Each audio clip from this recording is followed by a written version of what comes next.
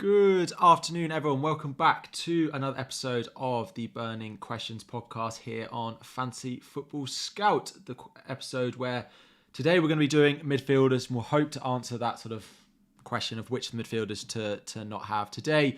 Andy is not with me, so again, I get my pick of the guests, and Luke, I'm sure you're all aware of, is also smashing it this season.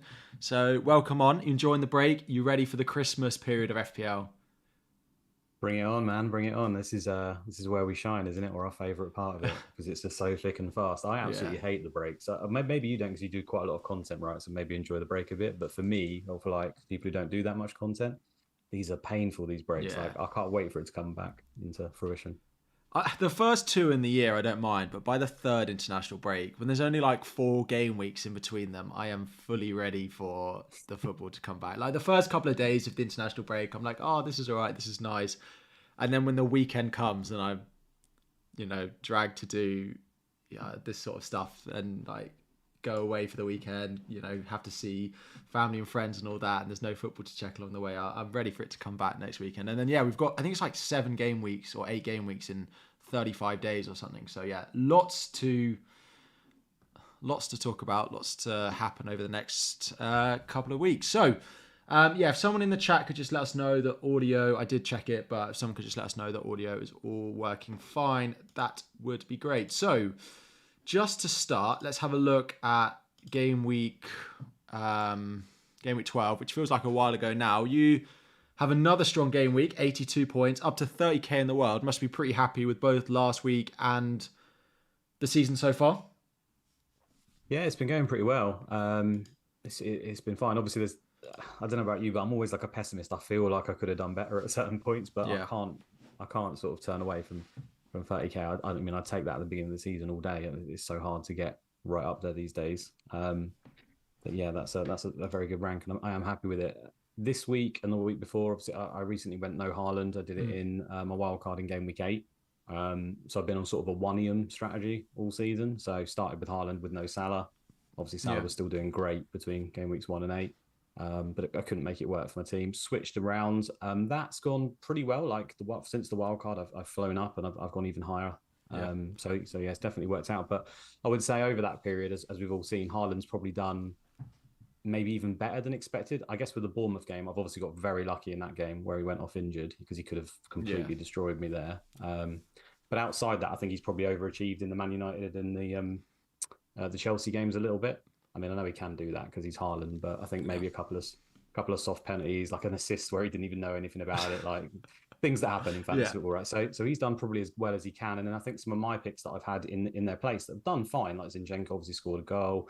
Could he have got a clean sheet? I mean, I've got Raya and Zinchenko home to Sheffield United. You want a clean sheet there, don't you? And you don't get it. So it feels like you've been a little bit even hard done by it. And then I guess Trent's not really matched Tsimikas, paying double the money. Darwin has been doing the Darwin pretty much all season. Looks amazing in terms of points potential. Scored 2 offside goals marginally. So it felt like it could have gone even better, but yeah, absolutely fine. And ended up with, I think it was 82 points. It feels 82. Like, so it feels a little while ago now, so I can't even remember. But yeah, decent overall. How did you get on? Yeah, so 77 for me. I am on the Gabriel painful train that it seems to be at the moment, and I went on Livramento this week. And actually, as international break has gone on, like when it happened and I saw him get benched, I was like, that Saturday night and that Sunday, I was raging at myself for making that decision. And I know it's hindsight, but the more I looked at it, I was like, this is awful. Like my future transfers, which were Matoma and Diaby to Mbeumo and Saka, I now don't have enough money for. So I need another transfer there. But with Botman looking like the reports sound like he's not going to be that far away. So like he's training now, isn't he? And he sounds like he might be back at some point over the Christmas period. It just means that the Lascelles pick is probably going to be an issue at some point over the Christmas period anyway. So it doesn't feel quite as horrendous as maybe as it did. And I know that he's going to start Chelsea at least. My midfield is like, so looking at your team, I think we spoke about it before, it feels like Haaland is where your next transfers are going to go, and your midfield looks pretty set. But for a lot of us, like my midfield is where I'm looking at a lot of my transfers over the next couple of weeks. Like a few people asking already, like I've got Mitoma, who now looks like he's not going to play even the Forest game. I mean, I've got 2 transfers. I got money in the bank, so I'm quite happy to sell him. But yeah, it's fine up to another green arrow there. Yeah, pretty happy with it. I would say it feels like a hard season. There hasn't been that much consistency from players, and players doing well in games that you won't necessarily expect them. Haaland, I kept on my wild card. As you say, those 3 games, if you'd have told me that Haaland would get 4 goals and 2 assists or whatever it was across those 3 games, you probably would have taken it, but you probably would have expected most of it to come in the Bournemouth game, which was I think the 1 week I captained him. So yeah, but yeah, I can't complain about it. My defense is probably where people look at it. Looks a little bit weak as well right now, but I'm happy I kept Tsimikas because now, like, he doesn't feel like a problem. I know Gomez was out, but the way that the narrative went, that he was suddenly such an issue, that it now feels a little bit more reassuring that I've still got him.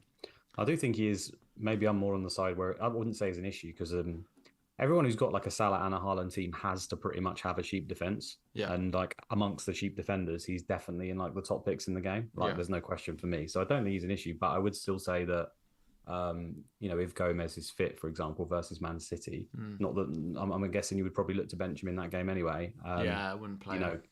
Well, yeah, you thought maybe Gomez would get the game, but the games that you're going to play him, which, Fulham, Sheffield, Crystal Palace and stuff, I mean, we're going to look into the gaps between, and maybe there's might be an issue where it's very close, but those are the games that you want to start a player like Tsimikas, and he potentially is goal when he's actually on the pitch, so yeah, decent pick. He's one of those players that it depends how you watch football. I posted about this. If I watch football using my FPL brain, I think Tsimikas is a great pick. If I watch football using just watching it as a football fan, I don't think he's very good, but he's great for FPL, but I don't think he's a very good defender, which is where the concern about his minutes comes from, right? Yeah, I guess so. And obviously he's quite a slight frame, isn't he? And then when you've got, I think in particular, like in past seasons, Tsimikas played every time Robertson didn't. And that was because of the formation, the way they set up with the fullbacks bombing or almost becoming wingers, pushing right up the pitch. And now that we all know that they kind of do this inversion thing with Trent going into midfield. And therefore Tsimikas doesn't really suit that if they're going to do that. So they're kind of doing like a bit of a hybrid. He's kind of doing that a little bit, but then still like almost a classic back four at the moment. But then Trent still goes in. So it's kind of a little bit all over the place. That's where the nerves come from with Tsimikas, because he's obviously not quite as good as doing that. And although Robertson's good at that, I wouldn't say that's his best position either, to be like a third centre back. No. So it's like a longer term issue for Liverpool, if anything, how they're going to sort that. Yeah, true. Just I suppose before we do the mids and we start talking about them, it's probably worth just covering off, like, there's a lot of injuries at the moment. So particularly like Bowen's flagged, Matoma's flagged. Bowen's an interesting one. I feel like it sounds like we hope he's going to be okay, but given that the next game could have been a good time for Bowen to get a cap, it maybe doesn't feel quite as obvious that it's an international break injury. Mitoma, we heard reports today that he's unlikely to be fit for Forest, so Mitoma is a sell. I'm hopeful Bowen is going to play, but he's like the most transferred in player for the past 3 game weeks, or he's up there. So a lot of us will be hoping on Bowen. Are you thinking they're just international break ones? No. I mean, it's far too early to say, isn't it? Because all we've got is that he's been sent home. So, I mean, he's definitely picked up an injury. So I wouldn't say, when we say international break injury, I think we sort of do it in inverted commas, like the classic, or we've got maybe a little bit of a knock, maybe of an excuse to rest this person, not really needed situation. Whereas with him, he was clearly fine and fit when he went there. Went to England duty, like you say, probably looking forward to actually playing in this dead rubber tonight, and then has clearly picked up something where he can't play. So to then not send him home, he didn't even go, I think that's right. So he's just stayed at home. So how bad that knock is, no one knows until we get the information, unfortunately. So I'd say it's a really bad time for it to happen, because he's kind of one of those, I mean, the fixtures are great for West Ham for a little while. Everyone knows that he's a player that pretty much plays every minute when he's available, which is kind of what people are looking for. I've got him in my team as well, so I'm just going to have to play it by ear, what we hear at the end of the day. The one thing I think we'll all comfortably say is, if he is able to play, then he will play. So we just have to wait for news, I guess. And if it becomes an issue, we have to take him out, but I hope not. Yeah, particularly with Antonio being out, right? Because that puts, his returns, I saw someone post about it, his return percentage is pretty good up front.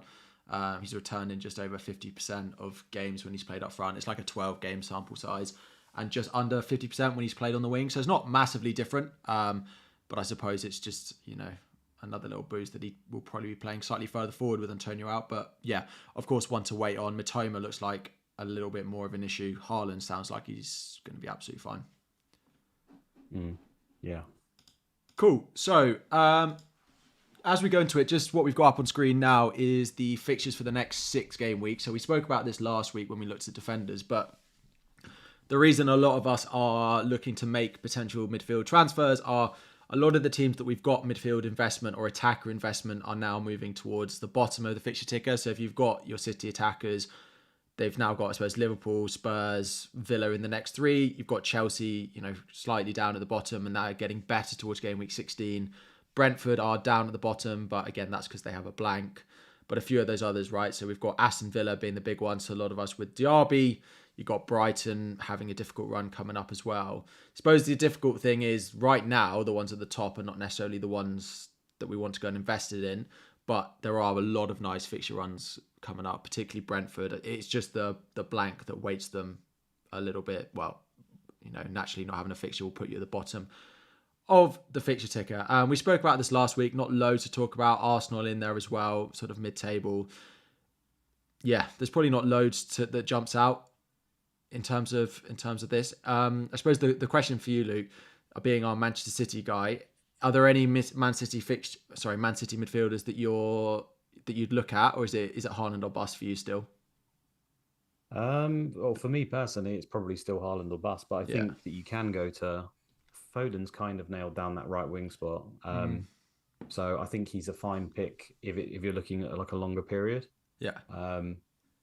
Obviously we know these things can evolve, but they don't really have another right winger. Bernardo Silva can play there, but he plays there in the big games where he has, and now he's moved more inside and he's playing very well there. So I'd be very surprised if they then move Bernardo back out to the right. And then Doku, who was obviously, I think, brought in to probably be a right winger and started off at right wing, has performed much better at left wing, and that coincided with Grealish's injury. Yeah. So unless he has designs to move Doku back over, Foden's kind of locked that position down, so to speak. So, if you're looking again over the long period, Foden probably plays the vast majority of the games. However, like if you've got an eye on the double, if it does happen in 20, I kind of like Doku because I think he's more likely to play. Well, he's probably just as likely to play as Foden, but he's probably a better pick for me in a home game versus Sheffield. I just wouldn't want to bring Doku in now because I think, well, first of all, the Liverpool and the Spurs games are probably, and even the Villa game, are a little bit tougher, and he's clearly in a battle with Grealish at the moment. So it's not one you should go to now, in my opinion. Yeah, I suppose you add the blank in there as well, right? That if all of us are going to have Haaland, we're all going to have Mbuemo. If you're not going to free hit in a blank, it becomes quite difficult to add another option on there, especially with the fixtures and when you're not certain of the minutes that they're going to get. So the other thing, so fixture ticker wise, there's not much more to report that we've already spoken about over the past couple of weeks. But what does start to become a little bit more important is the spacing of the fixtures that the teams have. So what we've got up on screen now is those fixtures from now until game week 20, so until the beginning of January, which teams have a larger break. So you've got Manchester City right at the top. You can see that their congestion from game weeks, well, really from game week 13 all the way until game week 17 in particular, there is a reasonable amount of congestion in there. They've got Champions League, they've got League Cup in there as well. So maybe that League Cup does feel like a lot of the teams are going to rotate, but yeah, there's a lot of congestion there, which is why when you look at someone like Chelsea, for example, like Cole Palmer, you might feel a little bit more assured when we go on to talk about some of the key assets that you've got in there. But yeah, Arsenal, City, I suppose it's the Champions League teams in particular, right? Those are the ones that have that extra Champions League fixture, and still in the Cup as well. They have a lot of games to play over the next month and a half. Yeah. The one thing I'll say there is if any of those become a dead rubber, because for Man City, some of them could become a dead rubber, and therefore they wouldn't need to field their playing players. Yeah. Just another note on that, I would say that if people are expecting, therefore, Haaland to get a rest in the Champions League because he's not needed in the game, I don't necessarily think that'll be the case because Pep has a tendency to play a stronger team than you'd expect in most cup games, like including League Cup games and Champions League. I don't doubt that he would use the Champions League game to give him a bit of a rest, but Haaland's Champions League record's absolutely insane, and these are like gimmies for him for some of these games. So I wouldn't be surprised if he even started games and then came off early, or vice versa, was on the bench and was brought on just because he wants to get in the games. But I think he'll be fine over that period. I mean, we're assuming he's fit at this point as well, aren't we? But yeah, exactly. Arsenal as well, they're top of their group, right? One more win next midweek and they will be I think, through top of their group. So again, that means that their PSV game in a few weeks will be a lot easier. The ones that it is difficult for, right? United, they have to win both their remaining games, not massively invested in. But I think the key one here, probably, that I call out is Newcastle. We saw them look pretty tired and not quite themselves against Bournemouth just before the break. If they want to stay in the Champions League, they basically have to go and win their 2 remaining games. If they want to stay in Europe at all, they basically have to go and get points from their 2 remaining games, which means the European rest that we might hope for the likes of Haaland, Salahs, etc., Liverpool won't, and they don't have the squad depth at the moment not to do it either, which I suppose means the concern about Newcastle's game week 12 performance might continue for the next few. And the fixtures are not easy there for them, right? Chelsea, United, Spurs, all in the next 3 as well. So feels like Newcastle might be in for a continued little bit of a tired run. Yeah, I think the squad depth's the important part there. Anyone can have like a one-off bad game, right? Newcastle have been pretty amazing in virtually every game they played this season, including, was it versus PSG the first time? I think they played really well in that game. Yeah, 4-0 off for 1, yeah. Yeah, so I think that's fine. I think when they've got this many injuries, it does start to take its toll a bit, but I wouldn't be surprised if they just started to churn out the results again, because the data is very good. They're a very good team, and like I say, any team can just look like they've had a bit of an off day. That can happen to anyone at any point. So I wouldn't go so far as to say they're in trouble, but I guess the longer it goes on, if they get battered by Chelsea, then they lose to PSG, then you probably have to start questioning, how good are the replacements and stuff like that. But I think in general in football, losing players is obviously a big problem. Spurs are another team that have lost a lot of players, but we put a little bit too much emphasis on just how much of a factor that is, because these teams are extremely well drilled. Their setup and the way that they approach the games is probably even more important in a lot of situations. I mean, we can see that when managers change, and it completely changes the team around despite having the same set of players available. So the players, of course, make a difference, but probably not as much as we will instinctively put the weight on them. Yeah. Lascelles come in for Botman and they've been fine, for example, and Lascelles is nowhere near as good as a player as Botman, I would suggest. No, it's true. And Livermento's come in. Oh wait, it's Lewis Hall. He looks a good player though, Livermento, doesn't he? He does. As a Chelsea fan, it's both great and painful to see them doing so well, but for another club. Cool. I suppose the others that is obvious, right? The ones without Europe, they naturally have better spacing.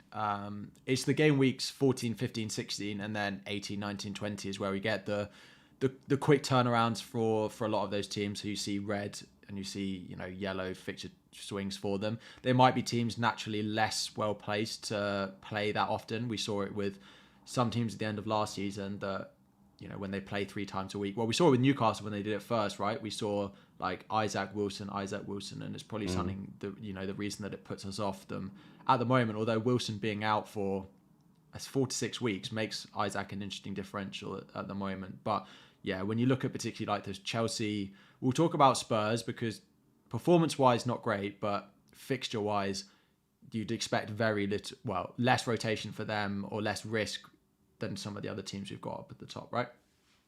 Yeah, and I think a lot of it's all good trying to look forward and predict who's going to play what games, and that's fine, but we will get that wrong because we don't have all the information. So we can all make suggestions, like you had the Livramento thing, for example, and we've all gone through things like that in the past, and we can sit here and say, oh, this player suits this game tactically and rada, but at the end of the day, those minutes are managed by the physio teams, knocks, other things in training that we just do not have access to the information. So for me, the sort of overriding factor is, yes, you can look at these players that historically play 90 minutes or on penalties, which we're all trying to do across this period, and I think probably should be doing full stop anyway. But on top of that, you kind of just want as strong a 15 as you can, so you can avoid those situations where you have to take hits and completely change around your team.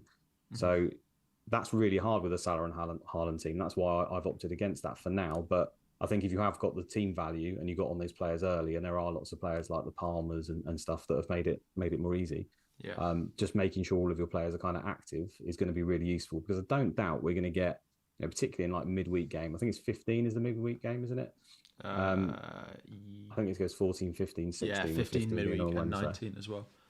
Historically, we've seen that those midweek games can be quite ropey for teams because it's so close and they're the middle game. So just having 15 players or as close to as you can is probably going to help you, because we all know what it's like. We do get little bits of information these days and leaks and stuff that come forward as well. So maybe we'll get enough where it will say, oh, these two players are a doubt. And if you've just got those players sitting there, you don't have to suddenly react and throw plans in the bin because you've got to take someone out and yada yada. So yeah, that's what I'm going to try to do over that period and hope it works out, because we could just get unlucky. Matoma was one recently. I think people said that he's likely to play all the games for Brighton and maybe he could have a rest in this one, but no one truly knew whether he would get a rest, and lo and behold, he gets it and then gets injured. So,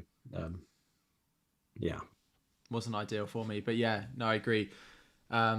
And I look at my squad and think it's not nearly set up well enough for that Christmas period, right? My bench is like Taylor, Archer, and then probably Livramento with Tsimikas in there as well. So probably something, I'm looking at those. At least they play though. Well, if Livramento starts, at least they play, right? Yeah. At least there's that, because there's some people who've got players who just flat out do not play or come on for 10 minutes. Yeah, true. Although having a Burnley defender, the more I look at it, the more I thought that they look like they're never going to keep a clean sheet.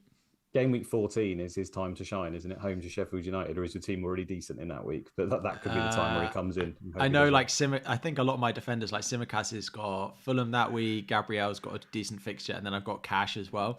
So I might sell Cash this week, but I think it's unlikely. But so he might not even get in my team. Yeah, fair. We might come in anyway, as we just discussed. Yeah, true.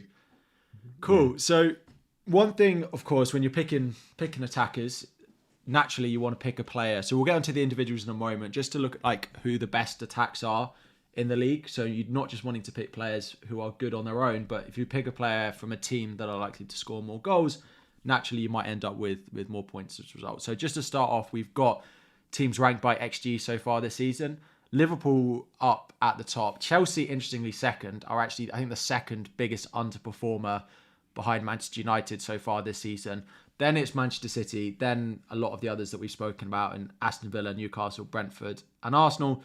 Interestingly, Spurs fall a little bit lower down the list, only 19 expected goals, and have overperformed their data so far this season. So, I mean, we'll talk about Son in a little bit more detail, but Liverpool feels like, as you've gone with Darwin, Salah on his own is great, but they are the team that are expected to score the most goals so far this season.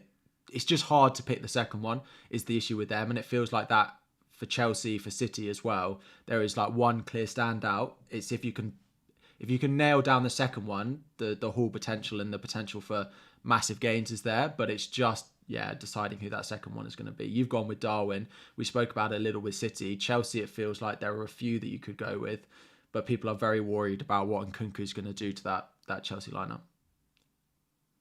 Yeah, I don't think. I mean, yes, it's good that Liverpool's team data is great, but if you're not happy that the players will play all the minutes and it doesn't work for your team, then you just have to turn a blind eye to it. We've been doing it for years for City, haven't we? And it's probably the future of FPL, where the more these top teams have got such good players on the bench ready to come in that there's almost no difference. It's going to happen. So I think the Salahs of this world aren't going to be around too much longer, to be honest. So we kind of have to treasure him, I guess. But in terms of that second Liverpool, I've gone for Darwin. I'm aware that I was confident that he was now the first choice striker and he was going to play the vast majority. So I'm not stupid enough to think that means that he's going to play every single game. Like for example, this week versus Man City, especially with the international games, I wouldn't be surprised at all if he's benched. In fact, I've kind of planned for him to be benched, but I think such of his big performance has been that good in terms of the team, and they're working well with Salah. There's even a chance that maybe he starts trumping that. And if he starts after an international versus Man City, where you would probably favour pressure and off the ball stuff, which Jota and Gakpo could do, or hold up play, probably arguably better, then that to me completely signposts that his faith in Darwin is untouched. But I wouldn't be surprised if he doesn't play that game. The reason I've got him is for the games to come. I think the Diaz situation is quite unfortunate. So I do think he's probably first choice on that left wing, and then obviously we know what happened with his family and stuff, and that's obviously knocked everything back. But that doesn't mean that it won't change, and he'll sort of come back into fruition for these games that are coming up.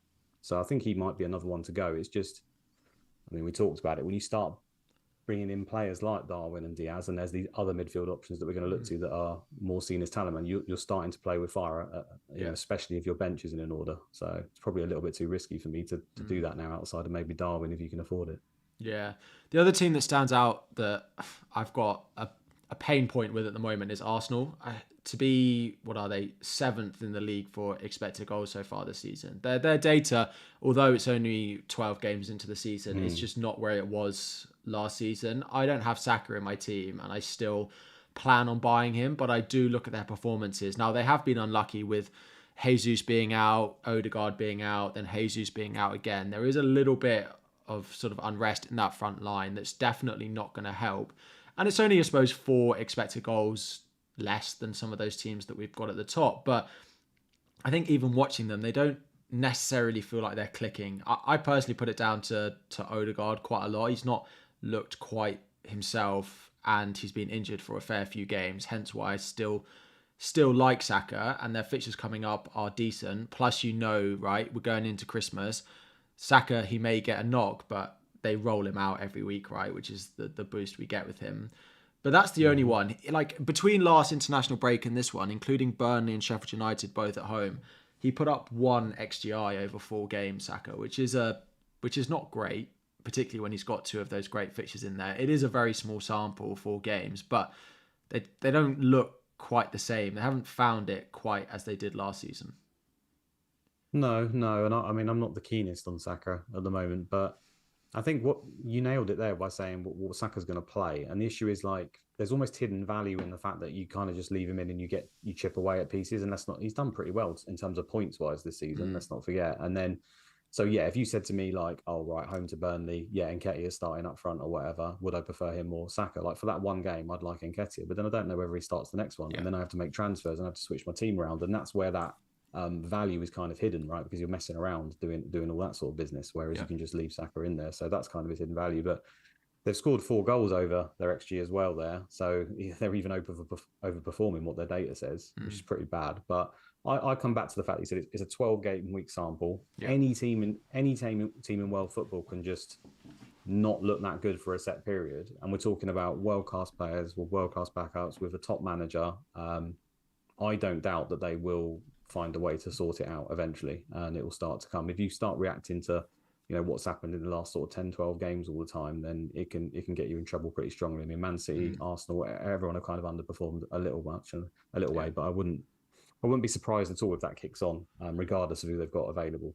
Yeah. I do agree though. Odegaard was their creative hub, and it's not really worked out. So they kind of need to sort that situation, but I think they will. Yeah, cool. So apparently Odegaard missed out through concussion protocol. That's why. So he got hit by a ball, and they were worried about. I saw a tweet about it. He got hit in the face in training, and he was out protocol for what is it, 10 days or 14 days or whatever it is. So that's why he missed Champions League weekend and then all the international break as well. So that's the rumor. Yeah. Yeah. Cool. So what we've got up here, which is what we'll just leave up now while we go to talk about some of them, is all midfield as well. The top 20 that we've got here, ranked by XGI so far this season total, right? So there are players who've played less minutes, they've missed games. So we see like, where is he? Matoma being a little bit lower down again based on minutes. Eze, because of his injury, being a little bit lower down, and Neto as well. I think the first thing to say in here is number 5 is Cole Palmer. A lot of people in the chat are talking about him. At 5.2 million, now there is penalty bias in there, but you buy a penalty player because he's on penalties, right? It is you don't have Cole Palmer, and it doesn't sound like you're necessarily going to find a route for him unless you sell Salah. Is 5.2 just too good to turn down before we look at the rest of the list? Yeah, for most teams, like I can't see a reason why you wouldn't have him, even if it's like a situation where you've got so much money, he's like your first bench midfielder or something every week, and you're playing 3 up front. Like there's pretty much no reason to not have him, I would suggest. It's too good a value for someone in the front 3 of a team, at least on attacking data, that is right near the top. Yeah. And with those fixtures we've got as well, like those from 16 onwards, Mm-hmm. He might get one bench here or there, but I think you could label that at literally everyone. You could even label that to Salah. Maybe he gets one, and like I say, you can't plan for that to necessarily happen. I would be surprised that even in the game he gets benched, he wouldn't come on, which can be annoying. But he can still do decent in that time. Yeah, definitely. Like people's opinion of him will have gone up because he's had those 4 penalties, like in casual circles. But the fact he has got the penalties, at least for now, and the fact that his data without the penalties is still strong. It's just a complete no-brainer to have him in your team, pretty much. Yeah, I just look at my team and I think I could, go for the midfield, which is like Salah, Son, Saka, Bowen, and Buemo, and I feel like I'm just leaving him out when he's such like enabler. What it allows you to do elsewhere, I feel like he's not going to underperform the rest of them by nearly enough for it to be. It's a question of value across your whole 11, right? Exactly that. So even if he's slightly worse in your mind across some of those midfielders, like the difference between maybe a defender upgrade or a forward upgrade or whatever will probably make that up. Yeah.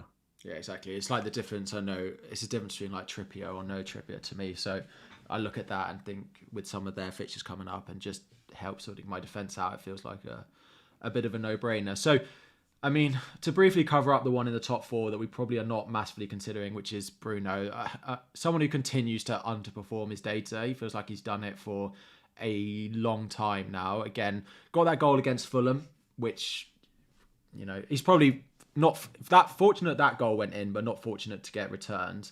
Then blank against last week. It's Everton away this week, and I wouldn't want to be the team playing against Everton this week. That is for absolute certainty. It feels like at 8.3, it's just too much. Before we go on to the assets that we're really considering, given the fixtures coming up are getting a little bit tougher, is there any of you from a more data point of view that would consider buying Bruno at the moment? I wouldn't be looking to buy him at the moment. I do think he's a great option. I think the above average guys did a pod recently, and for bonus, he is fantastic in the underlying numbers. We'll pretty much take Man United don't score a lot of goals, and although they can get clean sheets, it's not all that often. So he's kind of the perfect player to literally one return will give him bonus, so his returns are worth more.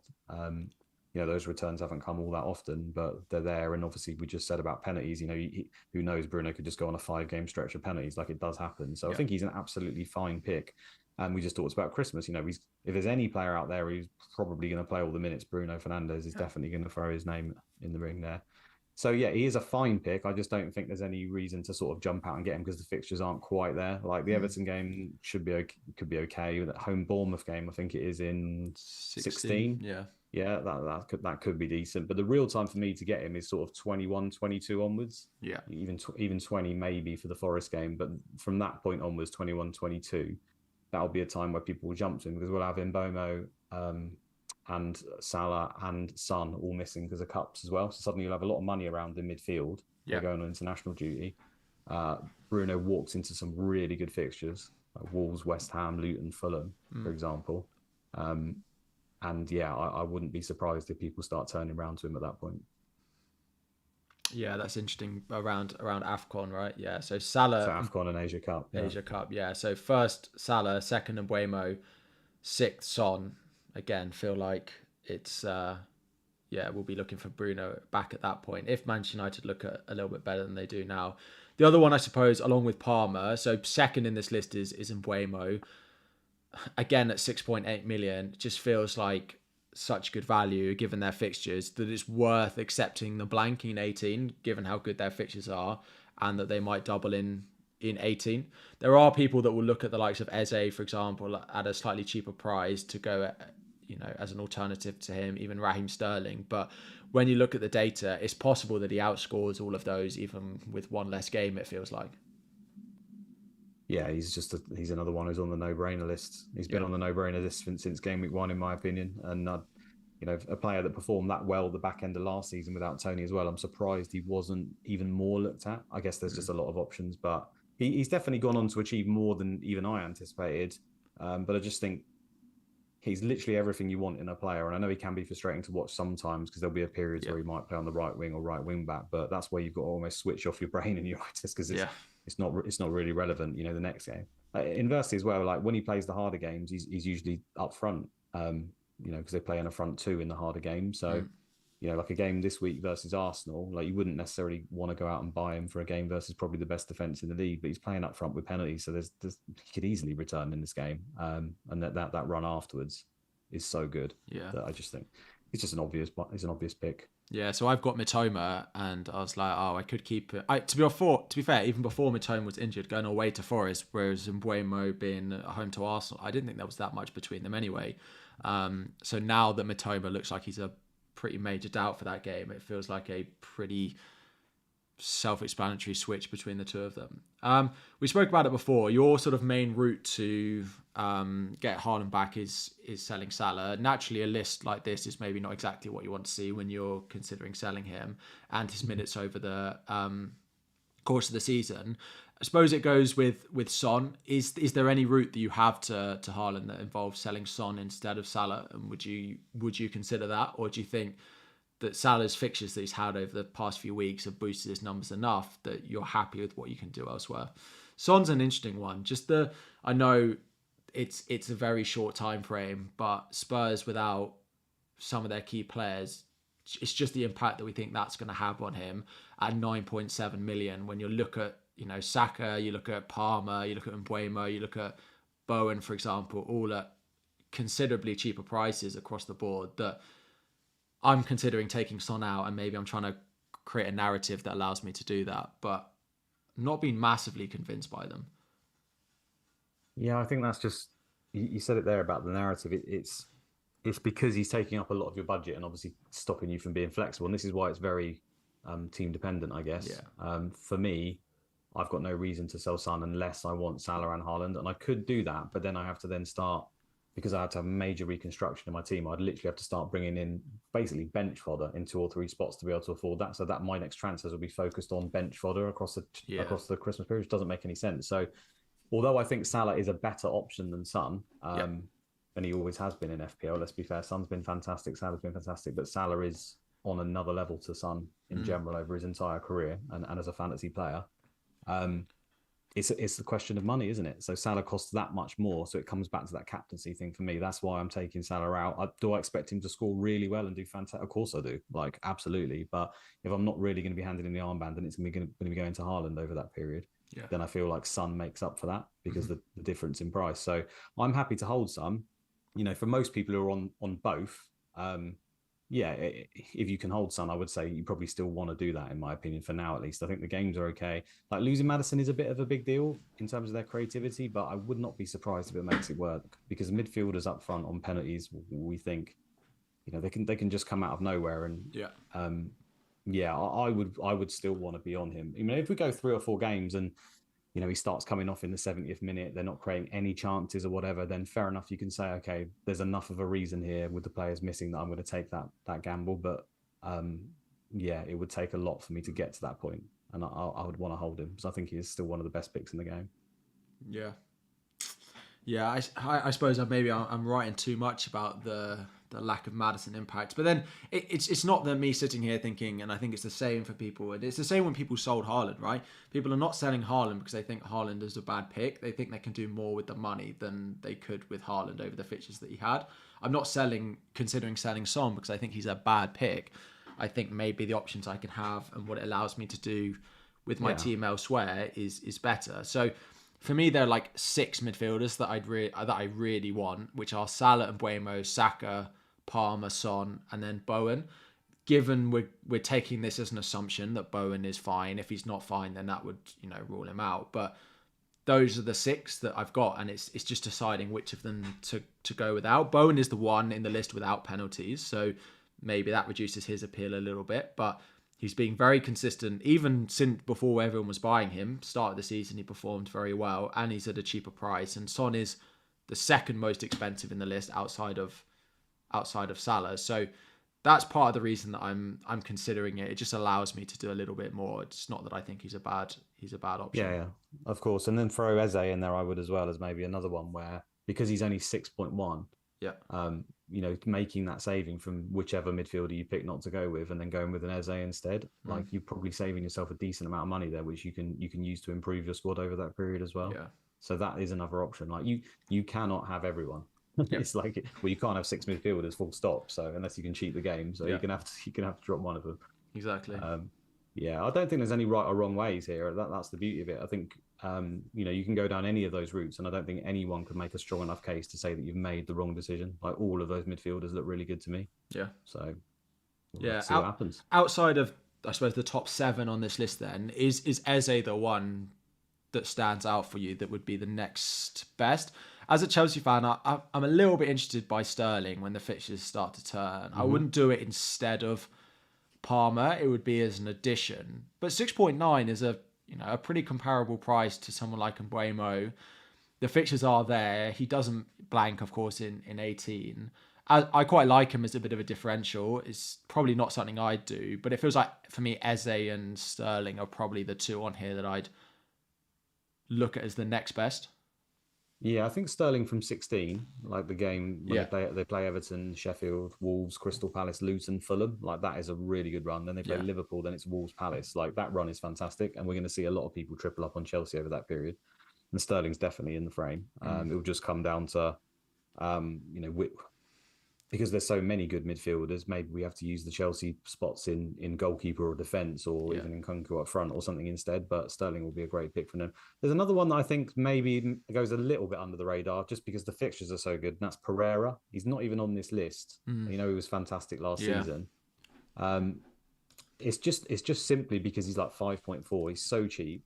Like you wouldn't pick him over Palmer, like no doubt. But if you wanted to be different, like they play Wolves at home, Forest at home, West Ham at home, Burnley at home in the next like sort of 5-6, and then a Bournemouth away is in there as well. He's on penalties as far as we know because he was last season. When Mitrovic wasn't there, and obviously he's not there now. My only worry with him is he's been coming off like quite early sometimes, like 70th, 80th minute. So his minutes haven't been fantastic, but as like a completely outside punt, Pereira I think might be all right, but there's literally no case I can make to pick him over the options you've already said. Well, this is it. It's like we spoke about this.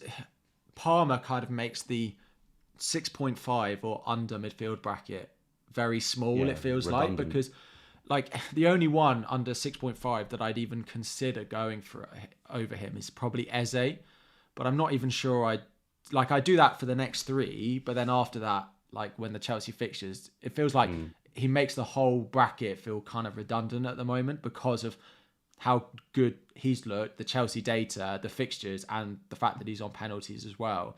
It just makes under like Mbeumo and Sterling, if you don't have the money for them now, it's just like just buy Palmer. It doesn't feel like there needs to be that much more of that unless you want a short-term punt on Eze. I suppose Gordon's there as well. The games are still fine, still probably going to be playing all the games, but he doesn't feel quite as good as those options just because of not having the set pieces basically. I guess Harvey Barnes is back soon, although I don't think he'll necessarily replace him. In fact, I don't think that will happen at all, but maybe for one game. Yeah, I posted that on Twitter when there was news of Barnes coming back, and there was very much like, Harry, you don't know what you're talking about. Barnes won't replace Gordon. Gordon's been so good for them, so it might be an addition or one of those midweek games, right? But Gordon's it will just be like a random midweek game. Maybe he gets missing. But he might just go out to right wing. Who knows? Yeah. He's still a fine pick, but he's in that bracket below the ones we've just said, I think. Well, at least he is for me. But if you've got him in your team, there's no reason to sell him. I still think he's a really good hold, to be honest. No, true. One final one on this list before we go on to our teams is a player who, again, it's like one of those players that we look at and he scores points every year and that we'll never buy him. And that is Doucouré, 5.5. But again, he's in that sort of Palmer price bracket that you're just not going to buy over him. He'll probably score 10 goals like he did last year or whatever, but we just will never end up owning him.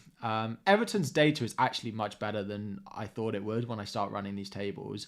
I think they rank, where are they on? Let me get top attacks up. So they're just behind Spurs for expected goals so far this season, and actually above West Ham and United and Wolves and Palace, who we are all buying attackers from. But yeah, it just feels like... The only thing I'll say on that, a lot of that is from set plays. Yeah. So if you look at their XG open play, it's like barely mid-table. Whereas if you look at set plays, it's only second behind Brentford.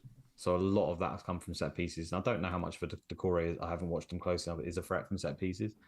But I would suggest a lot of that is kind of narrative in the fact that their set plays have been very good. And we know set plays, like there are teams that are good at set plays and some that aren't that good, but we know that that often flip-flops all the time on season. So it's not something you can hang your hat on and say like this team will definitely score 5 goals from set pieces. You even get someone as good as say a Ward-Prowse at delivery, and then West Ham with like loads of big players in the team think, they're definitely going to score lots from open play. But it doesn't always work out that way. You know? There's a lot of luck based in that. Yeah, true. He's got 0.47 XGI per 90 so far this season, which is not bad. But again, it's in that bracket, which makes him quite hard to pick. So just before we do our teams, this arose the question we asked last week. if you were on Wildcard, so it didn't require the restructure that you need this season. If you were wildcarding over the international break, presumably you'd have 5 midfielders. Which of them would you be going with? I mean, Mbuemo and Palmer feel like locks to me. Bowen would probably still be in there, dependent on his injury, but I'd have to drop one of Salah, Saka, Son, and Bowen, I think. Yeah, that's tough. I would actually probably have 3 forwards at the moment, but that's because I believe in Darwin and I can use him to bench him. But that I'm probably a minority there. So I would actually include Eze, and I would probably drop either Saka or Bowen. And I don't know which one it would be in order to afford a stronger team elsewhere. Yeah. I suppose Saka just allows you a little bit more, but some of those fixtures they've got coming up. But then, they had Sheffield United, right? And they had Burnley, and he didn't punish me nearly as much as I thought he would. He has the ability to, of course. But yeah, feels like the question. I mean, it's just what allows you to do how far up you need to go because, I mean, yeah. I just think what I can do without Son is really nice. It allows me to fix a lot of those defensive issues, but he's probably a better option than both Saka and Bowen at the moment. We'll see how they get on against Villa. I think, I'm not going to sell him this week. I definitely want to see how he plays in a fixture like that, which I think is quite suited to him as well. But yeah, feels like the big question this week of what people are trying to build towards. Yeah, and it very much comes down to what team you've got and where you can afford to make those moves. Yeah, that's why it's a hard question to answer because I haven't looked at a wildcard team. Like I say that now, but until I've actually sat down and worked out what my wildcard team would be, I wouldn't fully know the answer. I don't think anyone would. I mean, are people wildcarding this week? I suppose there's probably some people out there, but yeah, probably not loads. Probably not loads. No, I think it's just. The grass isn't always greener. That's all I'll say. So if you're looking at the team and you think, oh, that player's okay. I'd like this player. He's probably a little bit better. Like if it's not an easy move, you don't need to worry because the picture changes so quickly. And just this week we get Bowen, potentially he's out injured. This week we might learn that, Son is coming off on the 70th minutes again because he's picked up something because he had a little bit of a knock, didn't he, for career. And Spurs looks terrible, and then things change again. So, it's kind of sit on your hands, I guess. The week after an international break, like we all look forward to FPL coming back, but quite often they end up being a little bit all over the place, a little bit disappointing. So, yeah, we'll see. Cool. So we've got up on screen now our teams for next week. We'll let you go first. Any initial thoughts on what you're thinking for next week? Nice to see that you're taking the punt on Archer at home to Bournemouth. Presumably if we got news that Darwin was going to start, would you start him, or is Archer for that fixture just one you want to take a punt on? Yeah, I'm not sure. I mean, if we got a leak that Darwin is definitely starting that game, even though it may not even make sense because I do follow review and expected value, and Archer is actually above Darwin at the moment, I would still probably do it just for the fact that I would absolutely hate myself if I finally benched the haul that Darwin ended up getting. And I know it's unlikely that he gets that haul away to Man City, but to have had him in my team all this time, playing in all those games, and then him not really get the rewards, and then to put him on the bench and then in return would absolutely devastate me mentally. So I think if I got the league that he was starting, given how good his numbers are, I would play him over Archer. I mean, if Archer scores a goal and gets bonus, that's happened to me a couple of times this season already where he's been on my bench. It's not the end of the world. Like that's what I'll do, but otherwise Archer's in. Yeah. Transfer wise, I've already done it. So cash to Walker. I didn't. This is the first early transfer I've done all season, but the only reason I've done it is first of all, like I've got a relatively strong 15 that will at least play, and second of all, looking at my plan to get, as I keep saying, to get Haaland back in 16 with a swapsy, it doesn't work because of Palmer's keeps going up in price. So if I didn't sell cash for Walker because cash was due a drop this week, I couldn't take the chance. Like it hasn't happened, but a couple of days ago he was like above 100%. Yeah, it's been up. I've been watching it because I've got him, and he's been up above. He's been like right there every day, and he still hasn't dropped. Yeah, so I wouldn't recommend. I never do the early transfer thing, but literally because I would not be able to afford getting Haaland in 16, which was a no. That's definitely like not happening. I have to have that happen. Yeah. I had to sell cash for someone, and I like Walker's games from now, including the double, for a little while around that 5 million buck a player. I think is going to play most of the games he's played I think it's 12, 90 minutes so far. Yeah. Seems to go under the radar. Can play in some games as a right winger as well, even though the numbers aren't good. Just being in that position possibly gives him a chance in some games. So it's a player no one else is talking about, and I like to be a little bit different. So I thought I'll get him in, and that just keeps me within being able to afford Haaland. So straight away, obviously, the first time I do that, Bowen goes and gets an injury on international, but I knew what we're signing up for. So hopefully it'll be okay. But if not, I'll just have to play Darwin or Trent or Lascelles or something like that. So your plan is Salah, Archer, presumably to Palmer, Haaland then? Pretty much, yeah, that's exactly it. So that's the move that I'll be able to do it. So it allows me to keep Darwin and Watkins across that period, and then not free hit in 18, and still have Son, Watkins, and all the good players that are in 18. That's the theory, anyway. Nice. Not 18, just 20s. Just it is 18, the blank. Yeah, 18 to blank. On Trent, how are you feeling about him? Of course, like when I look at this, I think at some point Trent to Trippier will be something that I'd consider. I know the fixture's short term better from Liverpool, so you wouldn't do it now. But I suppose if you needed to free up some money, that would help. Yeah, that was going to be something I was even possibly going to do this week. It's just that with Liverpool's fixtures being so good, the fact that I got in Trent, and my plan was to hold him until the point when I no longer needed him, which was a couple of weeks down, and ride these really good fixtures. So if I suddenly jump off, before the really good fixtures start coming in, I've only got myself to blame there. So although it has been pretty underwhelming, and I don't think he is actually worth that money. The fact that he's, you've got that debate most weeks now with Tsimikas, where is he going to play, is he not? Whereas with Trent, I'm pretty confident he is going to play. So at least I've got that. I think I've been a little bit hard done by. He's got a lot of assists and stuff in Europe when he's played, and we all know that historically, at least, his data is fantastic.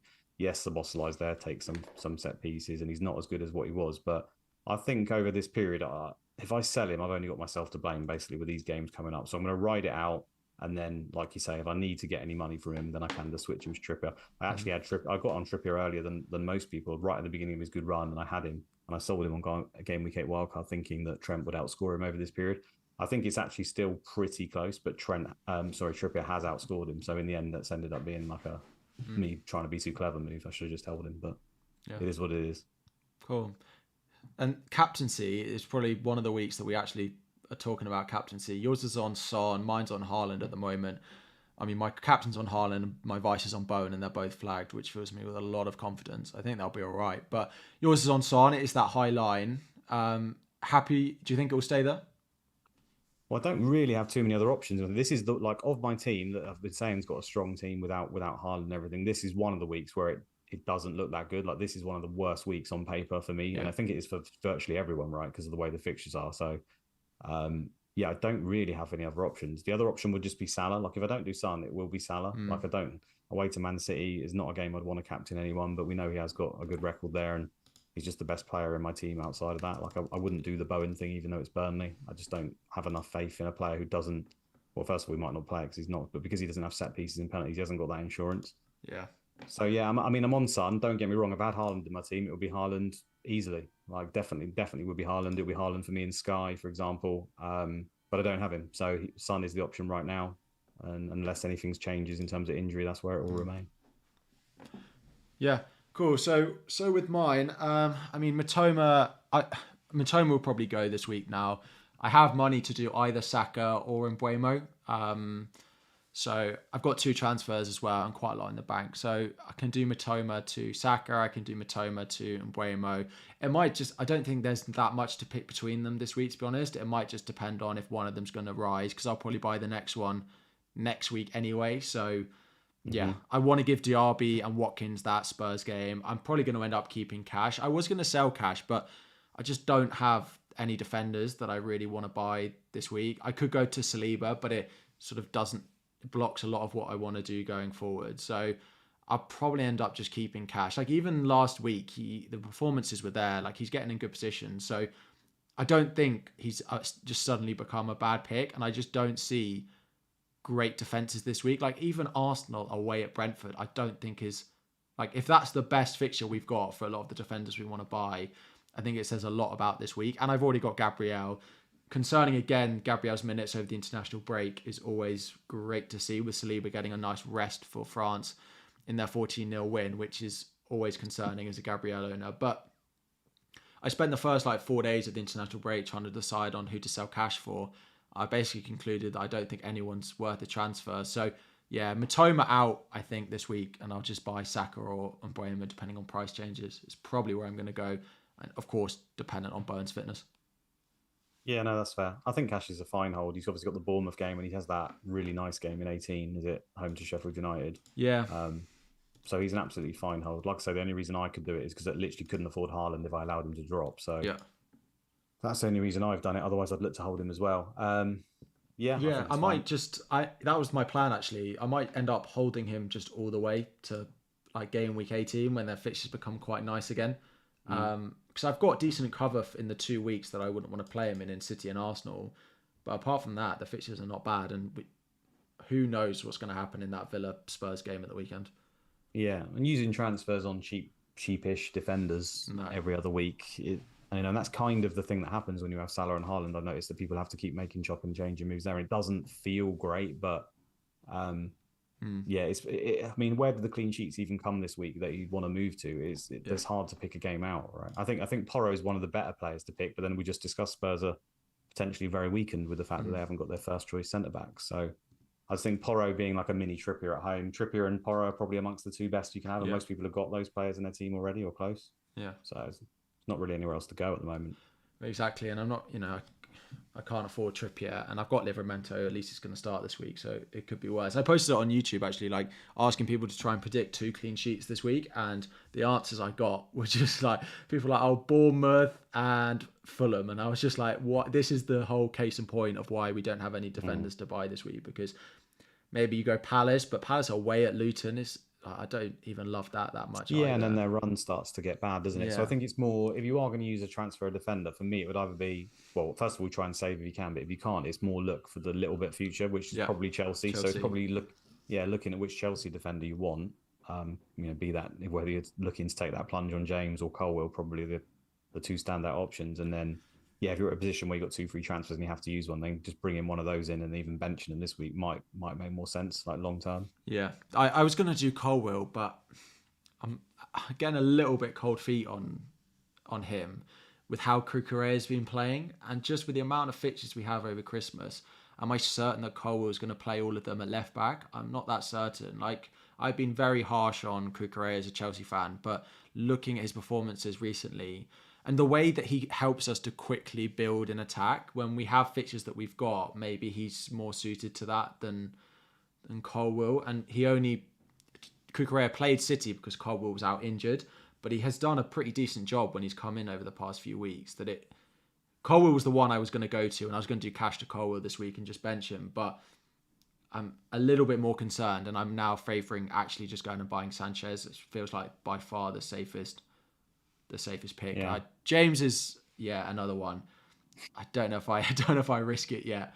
I feel like we say this every time just before everyone buys him, and then it goes horribly wrong, and then we say we'll never buy him again, and then it comes around to him starting again, and we will end up buying him. But yeah, I'll keep an eye on James, but I think it's a bit too soon for me to go on him, and I've got too much doubt about Colwill at the moment. Yeah, no, that's fair.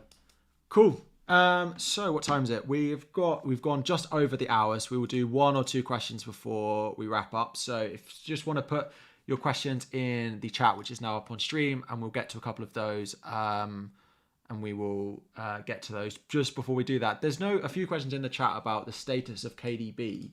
I remember seeing that it was better than they first thought, but I feel like we don't have any sort of timing on him. No, but I mean, I know everyone loves him as a player, and I absolutely love De Bruyne, but to me, he's just not a fantasy pick. No. Like, I know we're all looking for shiny new toys, and I don't doubt he can come back and turn out a few assists, but the minutes are going to be hard. They're going to be managed to begin with, I would suggest, when he first come back. More likely saved, I would guess, for Champions League games when they're later on. Like, if anything, if there's anyone who's going to get a benching in and around the Champions League, he's probably primed for it, especially when you consider how well Alvarez is playing and trusted. Yeah. Like, I just don't think he's a pick. How much is he? He's quite expensive. He's very expensive. I suppose it's more his impact on the others that are in there than him himself. Well, that's fair. Like, he's no doubt that he can. He's 10.2 passes that no one else can. It's just too much for a player you can't guarantee he's playing. Doesn't take penalties. Yeah, and he might take some set pieces, but Yeah, I mean, I could eat my words. He's one of my favourite players of all time, but I don't think he's a fantasy pick, unfortunately, anymore at that price. Cool. Outside of midfielders, defensively, a few questions about Nori. His data's really good, and when you look at where he's positioning, he does look not bad. He's one of those ones that if you are looking for a cheap defender, I can't put you off it. There's not loads to write home about in that bracket. So I quite like it. His positioning, the manager's spoken highly of him as well. I quite like it as a punt. Don't bring him in expecting the world from him. They've not had the best defensive record so far this season, but his attacking data is there. Yeah, I agree with everything you just said. I can't really add anything. I think he's a fine pick, but maybe not one that you have to emergency jump on or anything. It's just the whole fact of him playing left wing. You expect he can occasionally get you an attacking return, which is fair. He looks a really handy player. Ever since he came to the league, I've always thought he looks pretty good defensively. So he's a fine pick. Yeah, especially while Hugo Bueno's out as well. It just means there's less risk on that side for him as well. One final one. Where was it? One on when do we expect to get double game week 20 confirmed? So, we don't really know. There's hope that said just before, there's like a good chance it's before game week 14. Yeah, he said, I think maybe I'm wrong, but I thought he said in the group chat maybe we would find out during the international break, which I don't know if it means this one. So maybe we would find out within this period, or at least fairly soon. Yeah, I asked him and he said there's about 50-50 chance it comes before the game week 14 window when we plan on buying in Buemo. So maybe there's more. That was a while ago though, so maybe more has changed. But hopefully over the next couple of weeks before game week 14, when a lot of us plan on buying him. But he's still a good asset even if they don't double, I think. Yeah, I agree with that. What is the extra game, by the way? Is Brentford Man City? It is City, right? So, so that's exactly it. So, if he doesn't end up getting the double, probably lost 2 points off of that. It's not the end of the world. No. Cool. And one the final will one. still come in the future at some point. Yeah, well, exactly. But it's then it will come after AFCON, right? So it might. True. But yeah, if you're only buying him because he might have a double, which includes Man City, then I feel like that shouldn't be the breaking point of whether you buy him. No. One final one then on goalkeepers. So I've had a monumental one goalkeeper return so far this season, as I think most people have. And I actually think all the three goalkeepers that I've owned so far this season have all outscored the amount of points that I've got from goalkeepers so far this season. By rotating. So I did Turner, Pickford, and then Areola, Turner, and I have one clean sheet. I do think you keep Areola, but I am really looking at Sanchez from their fixtures in about game week 16 or so. They rotate quite well. I'm going to keep doing it, I think, just because Areola is so cheap. I just feels makes sense to have him as a backup. But I do quite like Sanchez. The other one is Raya, just going to what is statistically one of the best defenses in the league with a cheaper who's 4.9. He's going up, but they're probably the two that I look at. If you can stretch to Raya, I like him. If not, Sanchez at 4.6 is a nice buy, I think. Absolutely, yeah. I've also got one goalkeeper return, and that was from Raya. I got Raya in game week 8, and I would say, if anything, I made you feel better there because I've spent more money on my goalkeepers and I've ended up with the same amount of crap despite him looking really good. Home to Sheffield United. That really hurt. That was a reason he was in there. I think he was in the bonus at that point as well. So goalkeepers have been a nightmare all season, but I agree Sanchez and Ray are probably the two best. I think Leno short term looks pretty good as well, and maybe even long term, just because he's just a bonus king, isn't he, at 4.5? I think that's fine. But those are the three I'd want. I really didn't want to have to play Areola every week, but this week I can't play Raya, of course, because he's playing against Brentford. So I'll be on the Areola train this week as well and be looking forward to my 1 or 2 points. Great. Leno's up to 4.7 now, so I suppose he's more than Sanchez is the only thing now, but it does get you out sooner of the Areola pain. On that 3 o'clock game, so I didn't have, who was it, Saka. So Raya's 4.9, sorry, he's not 4.7, he's 4.9. Who, Leno? Raya. You said Raya. Oh, you meant Leno. Okay. Raya is 4.9. Sanchez, Leno's 4.7 now. Right. Those games were on at 3 o'clock, and I didn't own Saka, so I was out. So I was like, just no one tell me the scores. Like, I don't want to know them. it will ruin my mood. They'll score 4. Saka will be involved in them all. And then I checked, and it turns out Saliba was the one who was ruining it. But I was so surprised to see that Sheffield United scored in that game. I really thought that was when I saw Gabriel starting, I thought I might finally get some defensive points. But no, clean sheets are very difficult to predict this season. Yeah, and it's Burnley as well. I keep saying Sheffield United, but it's last week Burnley that was the killer as well. Sorry, it's not Sheffield United. Oh yeah, Burnley. They kept a clean sheet against Sheffield United, didn't they? Yeah, they did. That was their one. Totally they're both sorry to Sheffield United and Burnley fans. I kind of just grouped them as one, just right down the bottom. Just no interest in their players, unfortunately. Outside of Archer, of course, that I might have to play this week. Yeah, there's definitely worse picks because the goal that Brighton, the own goal last week, if Webster doesn't score the own goal, Archer's there to tap it in at the far post. So if that goes in, I think suddenly more people are wanting to start. That would be 9 pointers almost back to back for Archer, and suddenly people would be going, oh, Bournemouth and Burnley in the next 2, let's play him. I don't think he's a bad option at all. If any of those flagged players like Bowen, like Haaland, etc., turn out to be unavailable, I think just play Archer. I wouldn't ever, I think it's perfect this week that we've got him as a strong first sub. Yeah, that's fine. I think the other thing that was in Archer's favour is we thought maybe he gets penalties, right? And then McBurney got injured as well, maybe. But I think Norwood takes them, doesn't he? If that's right. Yeah, Norwood. I don't know whether the fact that was... I think Norwood will probably keep them. But the fact that it was game... I don't know if there's any game state that comes into that. It being 97 minutes and them to get like their first win of the season. I don't know whether that comes into the fact that Norwood took it. The mentality part over giving it to a youngster like Archer, whether it's different, but yeah, you'd have to assume that it's not him now. Yeah, but he's cool. 4.5, so well, exactly, cannot complain at all. Cool, so that is all. Thank you very much for spending your Monday lunchtime with me, Luke. Appreciate it. I hope you enjoyed yourself, and I hope the second half of your season, well, now till Christmas, goes as well as your 30k rank, which suggests the start of your season has gone. Thanks, mate. Yeah, same to you. I hope it goes really well. Like I say, this is the period we've all been looking forward to. Just about to start. Going to be relentless. Yeah. So yeah, the only thing to take from it, I think, for anyone who's watching, is just like don't beat yourself up too much.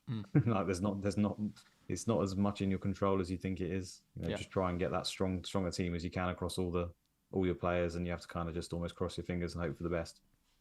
Cool. Thanks, everyone. I'll be back with Andy next Monday. And yeah, we'll be picking apart what was Gameweek 13 when it happens and looking ahead to Gameweek 14. Thanks, everyone. See ya.